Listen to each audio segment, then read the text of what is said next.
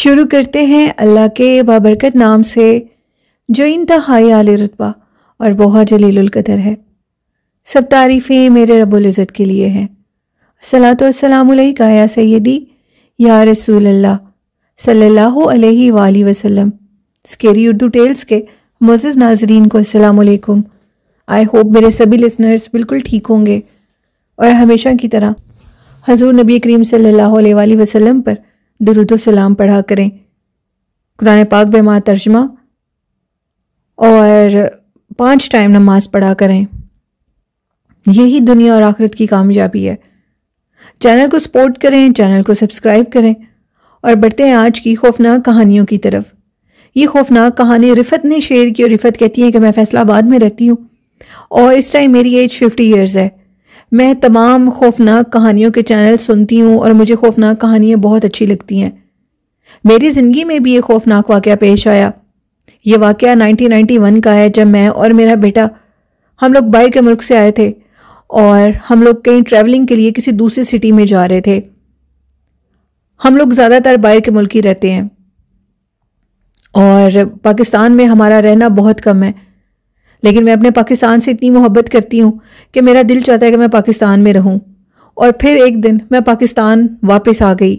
तकरीबन 1-1.5 साल मैं पाकिस्तान में रही और फिर बाहर के मुल्क वापस चली गई। बाहर के मुल्क वापस जाने की भी एक वजह थी जो कि आज मैं आपके साथ शेयर करूँगी। 1991 में मैं और मेरा बेटा लंदन से वापस आए और हम लोगों ने अपनी बहन को मिलने के लिए लाहौर जाना था। मैं और मेरा बेटा दोनों अपनी ही गाड़ी पर जा रहे थे। मेरा खामिद और मेरे बाकी बच्चे उस टाइम लंदन में ही थे। जैसे ही हम लोग लाहौर जाने के लिए अपनी गाड़ी में बैठे तो मेरी तबीयत कुछ ख़राब होने लगी और मैंने अपने बेटे से कहा कि आज मैं तुम्हारे साथ फ्रंट सीट पे नहीं बैठ सकती, मैं आज पीछे लेट कर जाऊंगी, मेरी तबीयत ठीक नहीं लग रही। मेरे बेटे ने भी रजामंदी इस बात में की और कहा कि अम्मी आप पीछे लेट जाएं। वो मेरे लिए घर से निकलने से पहले एक सरहाना और ऊपर एक चादर उसने ले ली थी। वो सरहाना और चादर लेकर मैं पीछे लेट गई। हम लोग शाम के टाइम तकरीबन 4 बजे निकले और लाहौर पहुंचने में हमें 2 से 1.5 घंटा दरकार था। अभी रास्ते में अचानक से मेरे बेटे ने ब्रेक लगाई और कहा कि अम्मी एक बुजुर्ग शख्स मुझे नज़र आ रहा है, मुझे उसकी मदद करनी है। मैंने अपने बेटे को अच्छे इस नए काम के लिए रोका नहीं, बल्कि उसको कहा कि ज़रूर तुम मदद करो और जाओ देखो कौन है। वो जो भी बुजुर्ग शख्स था, वो बूढ़ा शख्स जिसको उसने देखा और कहा कि अंकल आपको किधर जाना है, जिस पे उसने कहा कि बेटा मुझे आगे कहीं उतार देना, जिस जगह पर मुझे उतरना है मैं तुम्हें खुद ही बता दूंगा, मेरा भी रास्ता यही है, मुझे इसी तरफ जाना है। जिस पे मेरे बेटे का कहना था कि ठीक है अंकल आप मेरे साथ आ जाएं। उसने उस बूढ़े शख्स को अपने साथ फ्रंट सीट पे बिठाया और मेरा बेटा ऊंची आवाज़ में गाने सुन रहा था। जैसे ही वो शख्स गाड़ी में आकर बैठा तो उसने मेरे बेटे से कहा कि गाने बंद कर दो। मैं अपने बेटे की तबीयत को जानती थी, वो मौसीकी सुनने का शौकीन था और उसको इस बात पर थोड़ी हैरानगी भी हुई कि गाड़ी भी मेरी है और इसको मैंने लिफ्ट भी दी है। लेकिन फिर वो बुजुर्ग शख्स समझ के उसने उनकी बात सुनी और गानों को बिल्कुल आहिस्ता कर दिया। जैसे ही उसने गाने आहिस्ता किए और थोड़ी देर के बाद वो बुजुर्ग शख्स अब शदीद गुस्से में बोला कि गाने बंद कर दो, मैंने तुम्हें एक दफ़ा कहा है कि इनको मत चलाना। उनका एहतरामन उसने गानों को बंद कर दिया। अब मैं भी उठकर बैठ गई और ये कहने लगी कि आखिर आपको गानों से क्या मसला है, अगर बच्चा सुन रहा है तो उसे सुनने दे। उस शख्स ने जब मेरी तरफ पलट के देखा तो मैंने उसकी आंखें देख ली थी। वो कोई इंसान नहीं था बल्कि वो जन्नात में से था। जैसे ही उसने मेरी तरफ देखा तो उसी टाइम मेरी हालत ख़राब हो गई। मेरा सर इतना भारी हो गया और मुझे ये महसूस हुआ कि जैसे मेरी आंखों के अंदर से, उसकी आंखों के अंदर से एक अजीब व गरीब शोला, एक लाइट निकली है रेड कलर की, जो कि मेरी आंखों के अंदर आई है। मेरी इतनी हिम्मत नहीं थी कि मैं पलट के उसकी बात का जवाब भी दे सकूं और मैंने अपने बेटे से कहा कि इनकी जिद मत करो और मैं चादर लेकर लेट गई। खैर थोड़ी देर में मेरे बेटे को शायद हाजत के सिलसिले में गाड़ी रोकनी पड़ी। मेरी भी आंख खुल गई और फिर मैंने उसे पूछा कि तुम कहाँ जा रहे हो। मेरे कंधे और मेरा दिमाग इंतहा से ज़्यादा बोझल था। जैसे ही वो गाड़ी में बैठा तो हम लोगों की गाड़ी बहुत भारी और बोझल थी। अब मेरा बेटा जैसे ही गाड़ी से बाहर निकला और हाजत के लिए जाने लगा तो उसने सिगरेट लगा ली। सिगरेट लगाते उसे देखकर वो बूढ़ा शख्स भी गाड़ी से बाहर निकल आया और उसने मेरे बेटे से कहा कि गाड़ी में बैठते हुए बिल्कुल भी सिगरेट मत लगाना, मुझे सिगरेट से सख्त एलर्जी है।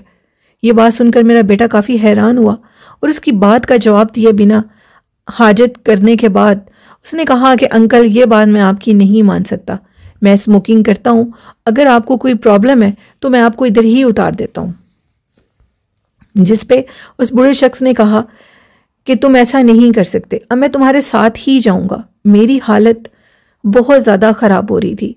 इतने में उनकी बात करने की देरी थी कि मुझे बहुत ज़्यादा वॉमिटिंग्स शुरू हो गई और कुछ खाए बिना मुझे इतनी वॉमिटिंग हुई कि मेरी हालत ख़राब हो रही थी। मैंने अपने बेटे से कहा कि जल्दी करो, हमें इधर से लेकर निकल पड़ो, मुझे मामला ठीक नहीं लग रहा। मेरे बेटे ने सिगरेट लगाई थी और जैसे सिगरेट लगाकर वो उस बूढ़े शख्स के पास आया जो कि गाड़ी के पास खड़ा था, उसके सिगरेट को देखकर ऐसे डरा जैसे कि पता नहीं उसको क्या मसला है। और हमारी आंखों के सामने वो बूढ़ा शख्स करीब उन दरख्तों के ऊपर क्रोलिंग करते हुए ऐसे चढ़ा जैसे कोई जानवर होता है, जैसे कोई दरिंदा, कोई जानवर खूनख्वार अपने हाथों को ऐसे इस्तेमाल कर रहा था कि वो उनके साथ ऊपर दरख्त की तरफ चढ़ गया। ये माजरा देखकर हम दोनों माँ बेटे इतने हैरान थे कि आखिर ये हुआ क्या है, हमारे साथ ऐसे कैसे हो सकता है। मेरा बेटा जल्दी से गाड़ी में आकर बैठा और उसको कुछ समझ नहीं आ रही थी। उससे ना तो गाड़ी की रेस दी जा रही थी और ना ही वो गाड़ी को चला पा रहा था। उसकी गाड़ी बहुत भारी हो चुकी थी। मैंने अपने बेटे को कहा कि आयतल कुर्सी पढ़ो। मेरे कंधे भी ऑलमोस्ट ऐसे थे कि जैसे ख़त्म हो चुके हों। मेरा दिल और दिमाग साथ नहीं दे रहा था। खैर गाड़ी को चलाया और गाड़ी को चलाकर जैसे ही वो कुछ देर आगे गया तो उसको ये महसूस हुआ कि जैसे कोई उसकी गाड़ी के पीछे भाग रहा हो। उसने जब पीछे से पलट के देखा तो वही बूढ़ा शख्स उन्हीं कपड़ों में किसी जानवर की तरह रेंगता हुआ उसकी गाड़ी के बिल्कुल बराबर आ चुका था और उसको ये देखकर बहुत ज़्यादा डर भी लग रहा था। अल्लाह ने मुझे भी हिम्मत और ताकत दी और मैंने भी आयतुल कुर्सी ऊंची आवाज़ में पढ़ी और कहा कि गानों को बंद कर दो और जल्दी से इस रास्ते से बाहर निकल चलो। हमने कुरान पाक की तलावत गाड़ी में लगाई और जल्दी से उस रास्ते से निकल गए। कुछ देर के बाद उसने जब पीछे से देखा और अपने साइड पर लेफ्ट राइट देखा तो कुछ भी नहीं था। बिल्कुल सब कुछ क्लियर हो चुका था। हम बड़ी मुश्किल से अपनी बहन के पास पहुंचे और हम दोनों की हालत देखकर मेरी बहन बहुत ज़्यादा परेशान हुई और उसका ये कहना था कि आखिर तुम लोगों को हुआ क्या है। मैंने बताया कि हमारे साथ बड़ा अजीबोगरीब मामला पेश आया, जिससे एक नसीहत भी मिलती है कि किसी को भी कभी लिफ्ट नहीं देनी चाहिए। और दूसरी बात, उसके बाद मेरी तबीयत बहुत ख़राब रहने लगी। मेरे कंधे बोझल और मेरा दिमाग हर टाइम भारी रहता था, यहाँ तक कि मैं इतनी तन्हाई पसंद हो गई कि मैं किसी से बात भी नहीं करना चाहती थी। मैं जो कि अपने हवास में नहीं थी, मेरे बेटे का कहना था कि रात के टाइम मैं उठती थी और बाहर का मेन डोर खोलकर मेरी आंखें बंद होती थी और मैं बाहर रोड पर चलना शुरू कर देती थी। 2 से 3 दफ़ा मेरे बेटे ने मुझे पकड़ा और कहा कि अम्मी होश करें, आखिर आपको क्या हो गया। ये बात सुनकर हम लोग काफ़ी परेशान थे कि आखिर हमारे साथ ऐसा क्यों हो रहा है। मुझे होश आती थी तकरीबन 1 या 2 घंटे के लिए। मुझे महसूस होता था कि जैसे कोई मुझे बुला रहा हो, लेकिन वो मुझे नज़र नहीं आता था। मेरे ऊपर उस जिन्नात का ऐसा भारी साया हो चुका था कि उसने मुझे अपने कंट्रोल में कर लिया था। मेरे बेटे ने फ़ौरन मेरे हस्बैंड को कॉल की, यानी अपने फादर को कॉल की और उनको बताया कि बाबा, मम्मा की तबीयत बहुत सख्त ख़राब है। उनका कहना था कि इसकी तबीयत एक शर्त पे ही ठीक हो सकती है, इसको हमारे पीरों के पास ले जाओ, नहीं तो हमारी कोई भी गलती इसकी जान को नुकसान दे सकती है। मेरा बेटा मुझे फ़ौरन मेरे खामन के पीरों के पास ले गया। वो बहुत इबादत गुजार और पहुंचे हुए थे। उन्होंने मुझे देखा और कहा कि एक खबीस जिन तुम्हारी माँ के ऊपर काबिज हो चुका है और इससे इसकी जान छुड़वाने के लिए तुम्हें कब्रिस्तान में एक अकेली कब्र जो कि बिल्कुल सुनसान तुम्हें नजर आएगी, जिसको ढूंढकर उसके ऊपर 4 अगरबत्तियाँ तुम्हें लगानी होंगी। अगर वो 4 अगरबत्तियाँ लगाने में तुम कामयाब हो गए तो समझो ये जिसने तुम्हारी माँ को पोजेस्ट किया है वो उसकी जान छोड़ जाएगा। मेरे बेटे ने अपनी जान जोखों में डालकर कब्रिस्तान की तरफ गया और उसको एक तनहा कब्र मिली जो कि बिल्कुल कब्रिस्तान के स्टार्ट में ही थी। वो सबसे अलग और सबसे सामने थी वो कब्र। उसके ऊपर 4 अगरबत्तियाँ लगाने के लिए जैसे ही मेरा बेटा आगे बढ़ा और उसके बाद जैसे वो उस कब्र के ऊपर अगरबत्तियाँ लगाने के लिए करीब गया तो उसको लगा कि जैसे एक ज़ोरदार झटका, एक हवा का झोंका उसके करीब से गुजरा है और उसने उसको पीछे की तरफ धकेल दिया है।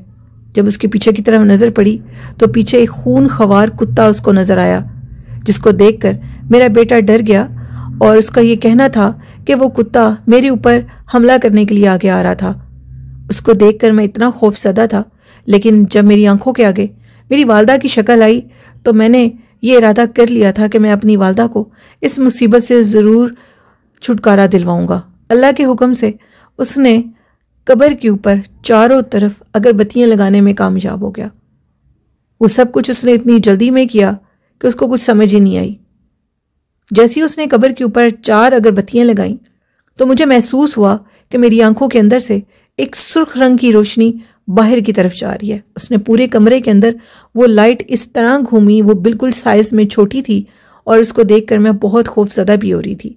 जब वो मेरी आंखों से निकली तो वाज़ह तौर पर मेरी आंखों को एक सुकून हासिल हुआ और मेरे जिस्म को यूं लगा कि जैसे एक भारी चीज़ ने मेरे जिस्म को छोड़ दिया हो।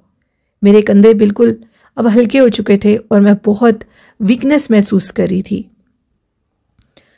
थोड़ी देर के बाद मेरे बेटे की आमद हुई। वो आया कमरे में, जो कि उस आमिल के पास मैं बैठी थी। उनका ये कहना था कि आपकी जान अल्लाह ने बचा ली और उसके बाद अल्लाह ने आपके बेटे को इतनी ताकत दी कि वो उस कब्र के ऊपर 4 अगरबत्तियाँ लगाने में कामयाब हो गया। अब वो जिन उसी कब्रिस्तान के अंदर उसी कब्र के करीब कैद हो चुका है और जो भी उस कब्र के करीब से गुजरेगा वो उसको धक्के की सूरत में ज़रूर नीचे गिराएगा या उसके ऊपर भी काबिज हो सकता है, लेकिन दोबारा कभी भी उस साइड पे तुम्हारी वालदा नहीं जाएंगी। अगर वो जाएंगी तो अपनी जान का नुकसान उठाएंगी। खैर, काफ़ी अरसा मेरा इलाज भी रहा और उसके बाद वो कहते हैं कि उन्होंने मुझे कहा कि तकरीबन 5-6 साल तुम पाकिस्तान नहीं आओगी। मेरा बहुत दिल चाहता था कि मैं पाकिस्तान आऊँ, अपने घर में आऊँ, लेकिन मेरे लिए बिल्कुल मना था। और फिर मैंने उनकी उस पाबंदी को अपने ऊपर लाजिम किया अपनी ज़िंदगी की खातिर और आज अल्हम्दुलिल्लाह मैं बिल्कुल ठीक हूँ।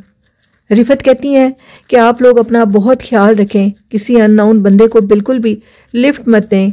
आप कहीं जा रहे हैं और आपको कोई रोकता है तो मत रुकें उसके कहने पर। वो आम चीज़ें नहीं होती, बाज़ दफ़ा वो मखलूक़ात होती हैं और बाज़ दफ़ा ऐसे लोग भी होते हैं जो कि अपना जादू आपके ऊपर डाल देते हैं। ऐसे लोगों से बचें और अपना और अपने प्यारों का ख्याल रखें। एक दफ़ा किसी की ज़िंदगी ख़राब हो जाए तो बड़ी मुश्किल से वो उस पोजेशन से बाहर निकलता है, क्योंकि जिन्नात को निकालना हर इंसान के बस की खेल नहीं है। ये कहानी थी रिफत की, जो कि उन्होंने फैसलाबाद से शेयर की। बहुत शुक्रिया रिफत अपनी स्टोरी शेयर करने के लिए। तो ये थी आज की खौफनाक कहानी। आप भी अपनी खौफनाक कहानियाँ स्क्रीन के ऊपर मेरे ईमेल एड्रेस पर शेयर कर सकते हैं। वालिदैन जैसी खूबसूरत नेमत की कदर करें, उनसे मोहब्बत और प्यार करें। अल्लाह पाक ये नेमत हम सब के पास हमेशा रखे, आमीन। और अपनी होस्ट नीलम को इजाज़त दीजिए। अपना और अपने वालिदैन का बहुत सा ख्याल रखिएगा। मुझे और मेरे वालिदैन को अपनी ढेरों दुआओं में याद रखिएगा। अल्लाह पाक आप सबका हामी और नासिर हो। अल्लाह हाफिज़।